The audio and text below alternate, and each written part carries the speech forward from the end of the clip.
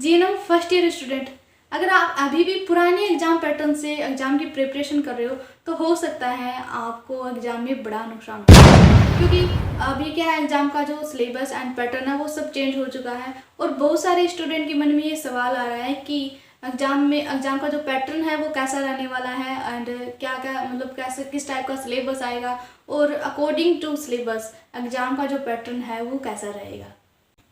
अगर आप बिना स्ट्रेटजी के एग्ज़ाम की प्रिपरेशन कर रहे हो तो शायद आप हार्ड वर्क ज़्यादा करोगे और आपके मार्क्स वो कम आएंगे। तो इस वीडियो में आज हम most important topics and exam की जो स्ट्रेटजी है वो क्या रहने वाली है और जो एग्ज़ाम का सिलेबस है उसके अकॉर्डिंग पेपर है वो कैसे बनने वाला है, उसी के बारे में यहाँ पे हम बात करने वाले हैं। तो वीडियो को बिना स्किप किए कंप्लीट देखना है, क्योंकि मैं बीच बीच में आपको इम्पोर्टेंट टॉपिक्स के बारे में भी आपको बताऊँगी। ओके, तो चलिए शुरू करते हैं। तो सबसे पहले हम इसमें होने वाले पेपर के बारे में बात कर लेते हैं। तो देखो, इसमें ना जीएनएम फर्स्ट ईयर में 4 पेपर होते हैं। ओके, 4 पेपर में से एक होता है बायो साइंस का। जो बायो साइंस होता है उसमें अनाटमी, फिजियोलॉजी और माइक्रोबायोलॉजी, ये दोनों सब्जेक्ट है ये एक साथ इंक्लूडेड होते हैं। ओके, तो अनाटमी एंड फिजियोलॉजी और जो माइक्रोबायोलॉजी है उसमें से माइक्रोबायोलॉजी है वो 35% एंड एनाटॉमी फिजियोलॉजी है वो 65% इसका वेटेज देखने को मिलता है। ओके, एंड इसका मतलब इसकी जो मेन एग्ज़ाम होती है उसको हम एक्सटर्नल एग्ज़ाम्स बोलते हैं, और जो कॉलेज के अंदर हम जो छोटे छोटे एग्ज़ाम्स होते हैं उसको हम इंटरनल एग्ज़ाम बोलते हैं। ओके, तो आपको इंटरनल एग्ज़ाम में से 25 नंबर मिलते हैं। मतलब आपके इंटरनल एग्ज़ाम में कितना अच्छा आपने स्कोर किया है उसके अकॉर्डिंग आपको 25 नंबर में से दिए जाते हैं। एंड एक्सटर्नल में जो आपका एक्सटर्नल का पेपर होता है वो 75 नंबर का होता है। ओके, तो इस 75 में से आपको 38 नंबर है वो लाना ज़रूरी होते हैं। ओके, दैट्स मीन आपका जो पासिंग मार्क्स है वो 75 में से 38 मार्क्स लाना है। ओके, तो यहाँ पे क्या है, 75 और 25 ऐसे करके ये जो कंप्लीट पेपर होता है ये 100 मार्क का होता है। ओके, और इसकी जो व्यू ड्यूरेशन होती है दैट्स मीन इसकी जो टाइम ड्यूरेशन होती है वो 3 आवर होती है। ओके, तो अब हम नेक्स्ट पेपर की बात कर लेते हैं। तो नेक्स्ट पेपर मान लो बिहेवियर साइंस है। तो बिहेवियर साइंस में आपको क्या है, अलग अलग 2 सब्जेक्ट देखने को मिलेंगे।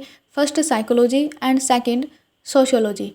साइकोलॉजी आपको अलग से पढ़ना होता है एंड सोशियोलॉजी है वो आपको अलग से पढ़ना होता है, लेकिन इनका जो पेपर है वो जीएनएम में एक साथ लगता है। ओके, तो साइकोलॉजी का जो वेटेज होता है वो 65% होता है एंड सोशियोलॉजी का जो वेटेज होता है वो आपको 35 यहाँ पे % देखने को मिलता है। और इसके जो पेपर की जो ड्यूरेशन होने वाली है वही 3 आवर रहने वाली है।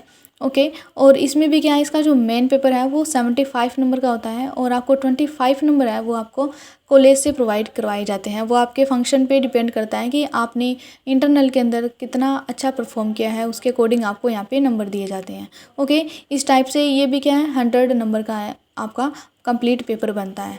उसके बाद में 3rd नंबर मान लो कि फंडामेंटल ऑफ नर्सिंग का पेपर होता है।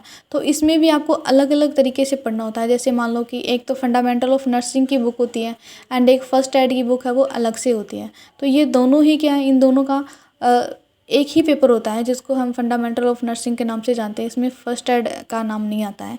ओके, तो ये भी क्या है, 75 नंबर का ही मेन पेपर होता है और इसमें वही 25 नंबर आपको कॉलेज के दौरान मिलते हैं और 3 आवर का ये क्या होता है, पेपर होता है। ओके, उसके बाद में चौथा जो पेपर होता है आपका वो कम्युनिटी हेल्थ नर्सिंग का होता है। इसकी ये सब्जेक्ट है ये थोड़ा सा बड़ा होता है, बिकॉज ऑफ इसके अंदर क्या है, 1 2 3 जो सब्जेक्ट होते हैं वो इंक्लूडेड होते हैं। जैसे first of all CHN first, उसके बाद में आपको इन्वायरमेंटल हाइजीन के बारे में भी पढ़ना होता है। उसके बाद में आपको health education and communication skills के बारे में भी पढ़ना होता है एंड न्यूट्रिशन है वो अलग से सब्जेक्ट है। दैट्स मीन ये है कि आप जीएनएम को आप बिल्कुल ईजी मत समझना, क्योंकि जीएनएम के अंदर जितने सब्जेक्ट है ना उतने शायद किसी में नहीं होंगे, है ना। तो बहुत सारे सब्जेक्ट होते हैं लेकिन पेपर 4 हो रहे हैं यहाँ पे। उसके बाद में आपका एक प्रैक्टिकल एग्ज़ाम होता है जो कि फंडामेंटल ऑफ नर्सिंग का होता है। ये भी आपका 100 नंबर का होता है। इसमें इंटरनल के आपको 50 नंबर मिलते हैं और एक्सटर्नल के भी आपको 50 नंबर मिलते हैं। इस टाइप से ये 100 नंबर का होता है। तो कम्प्लीटली आपको 4 तो आपके सब्जेक्ट के मेन एग्ज़ाम होते हैं और एक प्रैक्टिकल एग्ज़ाम होता है। इस टाइप से आपके 5 हो गए। ओके, तो 5 के 500 नंबर हो गए और आपका क्या है, जो टोटल आपका जो मार्क्स होता है वो 500 होता है। इस टाइप से सिलेबस के अकॉर्डिंग आपका यही एग्ज़ाम पैटर्न रहने वाला है और आगे आने वाली वीडियोस में हम एग्ज़ाम पैटर्न को कंप्लीट करने के लिए हमारी क्या एग्ज़ाम की स्ट्रैटेजी रहेगी और मोस्ट कॉमन जो क्वेश्चंस हैं और PYQ है उनकी क्लास लेकर आने वाले हैं। अगर आपको अच्छी प्रिपरेशन करनी है तो इस चैनल को सब्सक्राइब कर लीजिएगा। आगे आने वाली वीडियोज़ में आपको बहुत कुछ कंटेंट है वो देखने को मिलेगा। Thank you.